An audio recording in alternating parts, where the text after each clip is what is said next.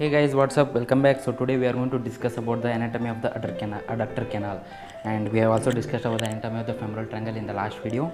Make sure to watch that.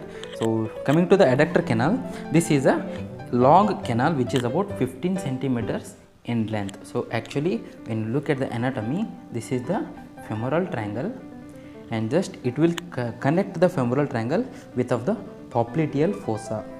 So this is the popliteal fossa and this is the femoral triangle. And what does this adductor canal do? It will actually connect the femoral triangle with the popliteal fossa. So femoral triangle is up to 10 centimeters and the adductor canal is up to 15 centimeters, and as you can see, both of them they are situated on the medial side of the thigh, and this is the popliteal fossa. So what is adductor canal? It's a long intermuscular tunnel which is situated on the medial side of the thigh, and it extends from the apex of the femoral triangle above and also to the tendinous opening in the popliteal fossa below. And what does it provide passage to? It provides passage to the femoral vessels from the femoral triangle to the popliteal vessels. Now let's look at the boundaries of the adductor canal. So actually, what do you think of the boundaries of the adductor canal? In the adductor canal, we have three boundaries. This is the posterior boundary, and then we have the anterolateral boundary, and then we have the medial boundary like this.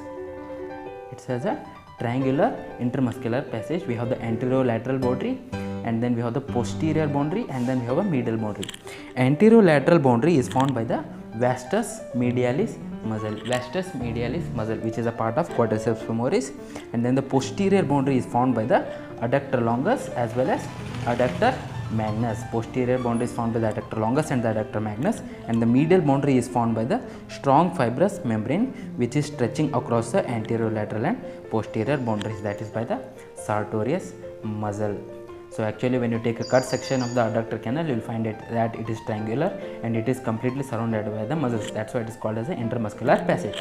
And the anterolateral boundary is by the vastus medialis, which is a part of quadriceps femoris, and the posterior boundary we have the adductor longus and the adductor magnus, which come under the medial side of the thigh, and then we have the medial boundary formed by the sartorius muscle, which is one of the longest muscle in the body. Those are the boundaries of the adductor canal. And what about the contents of the adductor canal? This is very important to know. This is what are the contents of the adductor canal. So actually, adductor canal contains the femoral artery.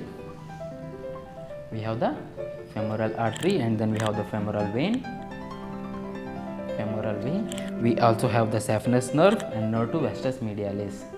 We also have a saphenous nerve. Saphenous nerve is nothing but an extension of the posterior division of femoral nerve, and also we have the nerve to vastus medialis, and also we have the anterior and the posterior divisions of the obturator nerve.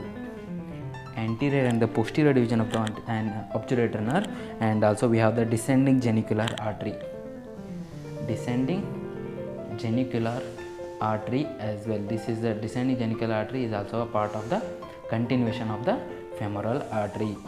So what are the different contents of the adductor canal? We have the femoral artery, femoral vein, saphenous nerve, which is the continuation of the posterior division of the femoral nerve. We also have nerve to vastus medialis, anterior and posterior divisions of the obturator nerve, and also the descending genicular artery, which is the continuation of the femoral artery into the popliteal fossa. So basically, this is the complete anatomy of the adductor canal, its boundaries and also contents. And also we'll discuss a small thing about clinical correlation of this adductor canal.